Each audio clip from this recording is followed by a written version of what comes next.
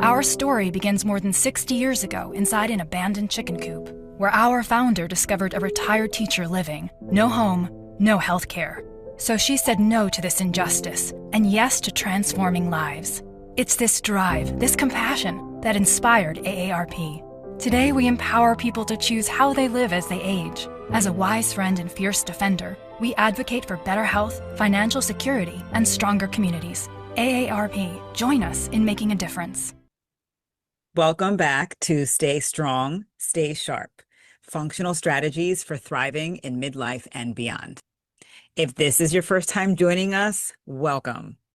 And if you were with us for episode 1, welcome back. I'm really glad that you're here. Today's topic is going to be a great one. We are talking about inflammation and aging, how to calm the fire and protect your brain. This 6-part series is all about helping you take a more active role in your health, understanding how your body works, how it changes over time, and what you can do every day to stay strong, sharp, and independent. We will be talking about the systems that work behind the scenes, from your gut to your hormones, even your nervous system, and how exploring simple science-based strategies that support your energy, your focus, and overall well-being. I'm Rosemary Achola, a certified nurse practitioner and a functional medicine provider. Through my practice, integrative wellness, I help adults who are told their labs are fine, but they still don't feel their best. Using root cause approach, I look beyond symptoms to uncover hidden imbalances and help them build a strong foundation for long-term health and vitality. Now, before we dive in, just a quick note that these sessions are for educational purposes only. They're not meant to diagnose or treat or replace medical care. Always talk to your healthcare provider before making any changes to your medications, supplements, or daily routine. My goal here is to give you practical tools, insight, and encouragement to better understand your body and to take confident, informed steps toward feeling your best. Now, quick recap. In our last episode, we talked about how functional medicine looks beneath the surface, how we move beyond treating symptoms to understand the why behind what's going on. Today, we're going to explore something that shows up in almost every chronic condition, yet most people never really understand it: inflammation. Now, when you hear that word, inflammation, you might think of a swollen joint or an infection, something visible, something painful. But inflammation can also happen quietly, deep inside the body, influencing how we age, how we think, and even how we feel emotionally. Think of inflammation as your body's alarm system. When you get a cut, your immune system sends help. That looks like redness and swelling. This is your body doing its job. But sometimes that alarm doesn't turn off. It's like a smoke detector that keeps chirping because the battery's low. It's not an immediate threat, but just enough noise to kind of keep you on edge. That's what chronic low-grade inflammation does inside the body. It's slow, constant, a low burn that keeps your system on alert, even when there's no real immediate danger. And when that's happening for months or years, the body starts to pay a price. It can show up like joint pain, fatigue, poor sleep, blood sugar swings, or even subtle brain changes like fog, forgetfulness, or even anxiety. Now let's zoom in and see what happens when that fire reaches your brain, something that we call neuroinflammation. Your brain has these tiny immune cells called microglia. They act like the housekeepers, sweeping waste, protecting you against infection, and keeping communication in your brain running smoothly. But when inflammation becomes chronic, these microglia, they start releasing too many inflammatory signals, and that can affect your mood, your focus, and even your memory. Neuroinflammation isn't just about dementia. It can look like anxiety that comes out of nowhere, depression that feels heavier than before, restless nights or racing thoughts, or even that frustrating brain fog when names or words feel just out of reach. And for many people, these symptoms show up years before anything shows up on a scan. That's why looking at the whole body, not just the brain, really matters. I'd love to share a story about a client who we helped. She's a 47-year-old woman who loved cooking Sunday dinners for her family. Roasted chicken, sweet potatoes, Brussels sprouts, dessert, the whole nine. But when she came to me, she noticed that there was a change in her routine. Those dinners started feeling different. She'd find herself standing in the kitchen, heart was racing, overwhelmed by the simplest steps. So she'd pour herself a glass of wine to take the edge off. And come Monday morning, she felt drained and foggy, and just like she could not catch up at work. She noticed these subtle changes, the losing focus, even forgetting ingredients, and feeling anxious by the time dinner was ready. Her doctor told her that everything looked fine on paper. The anxiety medications that were prescribed to her made her feel like she was walking in a cloud. We took a deeper look, and her gut told us a very different story. Bloating, reflux, sluggish bowels. Her blood sugars would swing up and down after meals. And while her diet wasn't terrible, it was light on the protein, not very colorful, and heavy on convenience. She was not a diabetic, but her body was clearly under stress. Once we supported her gut, balanced her meals, helped her manage her stress more effectively, something shifted. Her anxiety eased, cooking became enjoyable again, and those Sunday scaries disappeared. She started each week feeling clear and steady instead of depleted. The takeaway? Her brain symptoms weren't just in her head. They were her body's way of asking for balance. And that balance started in most places people overlook, her gut. See, your gut doesn't just digest food. It talks directly to your brain, shaping your mood, your memory, and even how clearly you think. So let's unpack that connection for a moment because it's one of the most fascinating and empowering parts of functional medicine. So let's talk about why the gut has so much power over how we think and feel. You've probably heard the term gut-brain connection, or maybe the gut is your second brain. And that's actually true. Your gut has its own built-in nervous system. It's like a mini communication hub that's constantly talking to your brain through this long nerve called the vagus nerve. Think of it as a two-way street. Your brain sends messages down to your gut, which is why stress can make your stomach churn or give you butterflies. But your gut also sends messages back to your brain, affecting your mood, your focus, and your sleep. Here's where things get really interesting. About 90% of your serotonin, which is your feel-good chemical that helps you stay calm and sleep better, is made in your gut, not your brain. Your gut also plays a role in other key messengers. We're going to talk about those now. Dopamine, which helps you with motivation and focus. GABA, which helps you feel calm and relaxed. And acetylcholine, which supports memory and learning. So when your gut is irritated or inflamed, it's like static on a phone line. Your body has a hard time sending clear messages. So that's why you might feel more anxious, forgetful, or short-tempered, even if nothing else has changed in your life. So when we're talking about brain inflammation, we're not just talking about what happens in your head.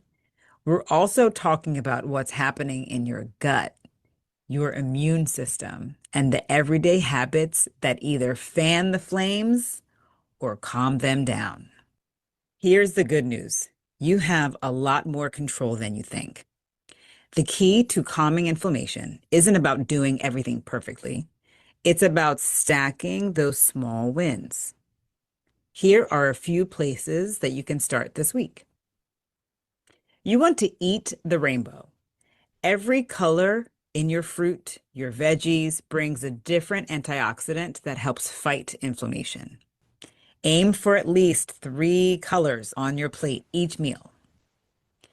Pair your carbs with a protein and a healthy fat. This helps steady your blood sugar, a major driver in inflammation and brain fog. Move a little bit every day.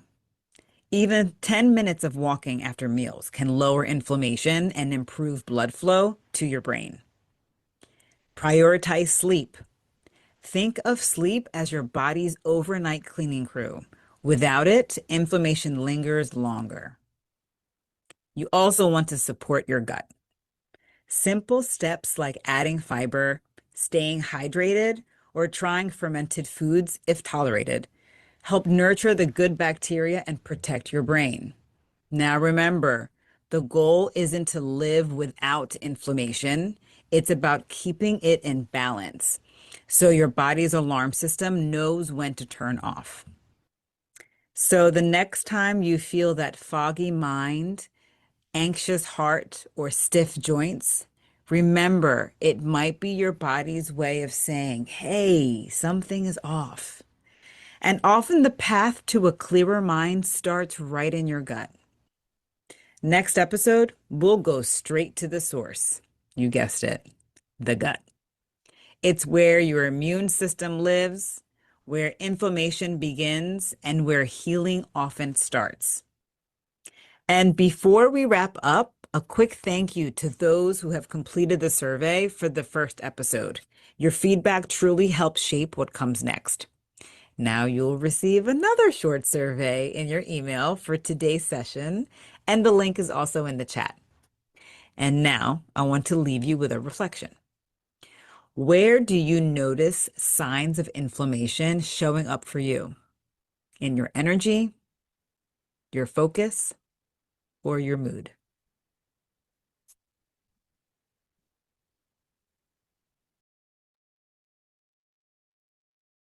Hello, hello. Hi, everybody. Welcome, welcome.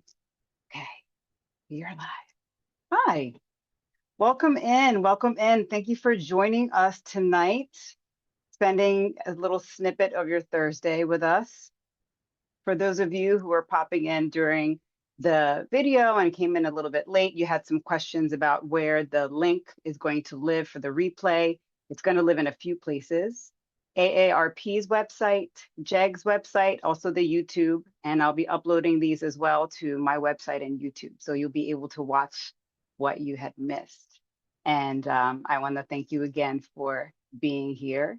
And I did leave a little bit of a reflection question, wondering if any of you guys can relate to any of these symptoms, as far as just fatigue that comes out of nowhere. It feels a little bit more aggressive than usual, or that brain fog, which literally can look like walking into a room, forgetting why you were there, and having to retrace your steps to find out what you needed, and then having to go back in, right? Yeah. Retta, you can relate? Absolutely. And the interesting thing is that if you would notice certain patterns that happen, you want to look to see, well, what happened before? Was it a night out? Was it a certain celebratory dinner? Was it, whatever happened a few days before? You can always notice a pattern to see if you are a little bit more tired or foggy, exhausted, working late, things like that. Um, I did put in, yes, Julie, you can relate to all of them, yeah? I did put in or there is in the chat a little bit more information specifically about inflammaging. Now, inflammaging is a term where they blended inflammation and aging, which pretty much shows the effect of inflammation as we age. So the article is from Brown Health, and it's a pretty good, just a quick snippet that gives you a little bit more information with some simple tools that you can utilize pretty much right away. And so if you want some more information, there's definitely the link for the article in that as well. Yes, Brenda, you can still get the recordings. Actually, there's a link in the chat as well for you to register for the rest of the series. Now, this series compiles and it kind of builds in. And next week, we're going to be talking about gut health. And that one is robust because I secretly love the gut. So we're really going to be getting into some really good information next week. And you definitely want to be able to register and be here for that conversation. It's going to be really good. Okay, there's a question here. What are some everyday things that can make inflammation worse? So a lot of the things that we had spoken about, one thing specifically is sleep, or really lack thereof, I should say. Because sleep is really when your body not only winds down, but your body detoxes in different ways. That's when your lymph gets flushed out, which are like your filter systems throughout your body. That's when your brain resets. And so, one thing is that as we age, a lot of people sleep less and less and less. You know, there's plenty of adults that I know that say, oh, I feel great off of 4 hours. Hours is not enough to reset your body. So, lack of sleep is definitely one of the things that can increase inflammation. And we will be talking about sleep in, I believe, episode 5, and I'll have a special guest with us. So, that's going to be a great, great conversation. So, if sleep is something that you definitely struggle with or want to improve, I really invite you back for episode 5, where we're going to be diving into sleep and stress and nervous system. Yes, I mentioned inflammaging. And like I mentioned before, I think I'm sorry if I didn't see this one before. Inflammaging is combining inflammation and aging and really the effects of inflammation as we age. And there's the article that's there linked through that can give a little bit more information on that as well. Yes, the resource article, here it is with Brown Health. Is there any way to control inflammation or improve it? 1,000,000%. We have so much control as far as what we put into our bodies, what we put into our minds, as far as our exposure to stress and how we react to things, you know, the people who we are around, community and social events. Those are all great things that actually can help reduce inflammation. So things that can increase inflammation are things like solitude is one of the things, loneliness. So I love community events and community activities. And even if it's just getting out for a few hours, that can really decrease your internal inflammation. So there's a tons of things that you can do that are really right within your reach that you can do to decrease inflammation.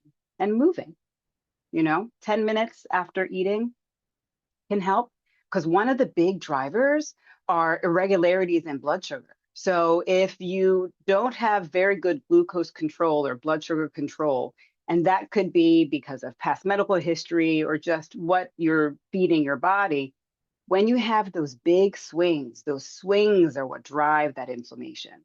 And what helps bring and regulate those blood sugars, besides for adding protein and good fats in your meals, movement. So a quick 10-minute walk after eating, breakfast, lunch, dinner, or all three, that's 30 minutes of movement right there in your day, and you're helping control your blood sugar. So those are some great things that you can do to help decrease some inflammation. Okay, let's see. I love this. Keep asking these questions. I love it. I love it. What's your opinion about prebiotic fiber and probiotic supplements? That's a very good question. So I love supplements, I really do, but I also like to see, well, what food sources can I get these in? And your prebiotics feed your fiber, they feed your good bacteria. Probiotics are kind of on the tail end. So the star really is a lot of your prebiotics, and you can get those from carrots, you can get them from broccoli, and not everybody can tolerate prebiotics and probiotics. So it's very individualized. And as far as if you're going to be taking a supplement or a powder. So that's why I like to advocate starting with food and seeing how you tolerate. The vegetables all do have fiber. And the one thing that I can say that I can blanketly recommend is that if you do not eat vegetables on a regular basis, make sure you start slow. So if you eat one vegetable a week, please do not start with one vegetable a meal. You're not going to feel very good. So anything, as far as with nutrition, if you're adding in more fiber into your diet, slower is a lot better. Let me pop into the chat real quick. Let's see. Oh, before I forget, there is a specific Facebook group just for those who have registered so far. And in there, it's a good place where we can continue this conversation. So if I don't get to your question today, because there are quite a few questions and there's a few of you in here, we'll be able to continue it into the chat. So, and it's also a great place to add community and conversation and, keep moving through with this series, because it's, like I said, it's going to build, and we're definitely going to have more things to talk about over the next couple weeks. Okay, let's see. I look up foods I need for nutrition and use supplements as a complement. Perfect. That's great. I think I personally believe supplements are that, right? They're meant to supplement your intake. And sometimes people can get caught in the weeds with wanting all these different supplements, but they haven't really created a very good foundation. So supplements definitely have their place, but creating a nice, good, strong foundation is a great place to start. And that's what this series is going to kind of give some light as far as creating that really good foundation. Okay, this is a good question. What are some signs that somebody might be dealing with inflammation and not know it? Great question. So aside from the brain fog and fatigue, irritability is a big one, or emotional swings. It's I use the metaphor when, the wind blows the wrong direction and you feel irritated, so then sometimes if things are just the reaction does not fit the crime, and that's not necessarily, your everyday, that could be a sign that you may be dealing with some inflammation. Or even overall joint pain, waking up really, really stiff, noticing that you would either have to take something to help with the pain, or it just really shifts your everyday that's outside of your normal. That's definitely one of the ways that people could be dealing with inflammation and not really realize it. They would chalk it up to, oh, I'm just getting older, or, oh, this is how it's supposed to be, but not necessarily. So, once you meet with your provider, rule out all other things that could be the cause for some of this pain and, some of the irritability, everything turns out fine. Okay, well, let's look to see, well, what am I taking into my diet? What am I surrounding myself with? Am I having enough relaxation time? Am I building in that rest? All those foundational things. If someone wants to calm inflammation, where should they start? Beautiful question, because everybody has their own starting point. This is the beauty of having personalized care, because for somebody, the smallest lift may be going to bed 30 minutes earlier. For somebody else, it could be, reducing the soda and maybe increasing water. So I would suggest if somebody wants to start reducing inflammation, just taking inventory of what your everyday is like. Take inventory of what your week is like and pick the smallest lift.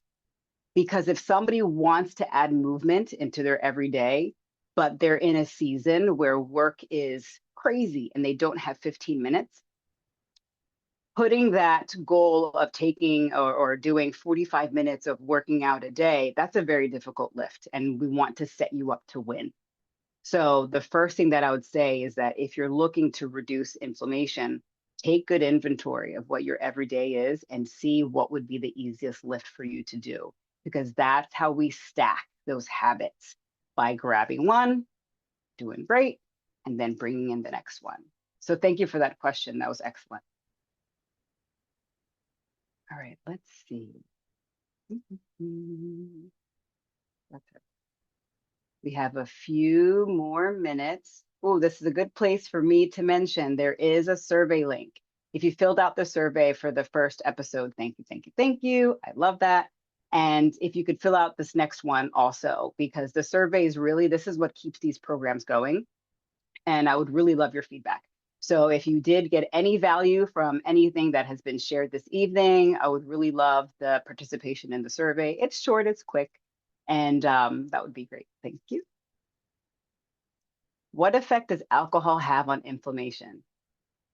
It has quite a bit, to be completely honest with you. It can affect a lot of different systems. Now, everybody has their own threshold, I guess you would say, on how much, but overall, alcohol is a toxin, and your body has to process it and get rid of it, right?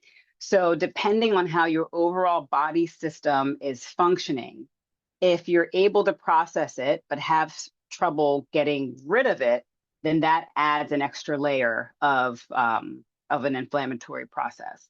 But alcohol does have quite a bit of an effect of inflammation. Okay, good reference book regarding foods and inflammation.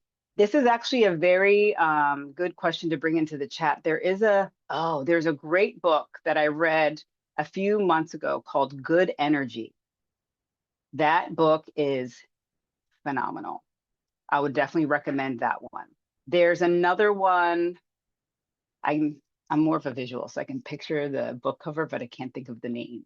I'm going to remember this. I'm going to put it in the Facebook group and see if I can get it out there as far as any book recommendations. But if you haven't read it or seen it, Good Energy is great. It's also on audiobook and like hardcover, softcover, you know. That's great. Let me look into here. Awesome. We have a few more minutes. Let me see.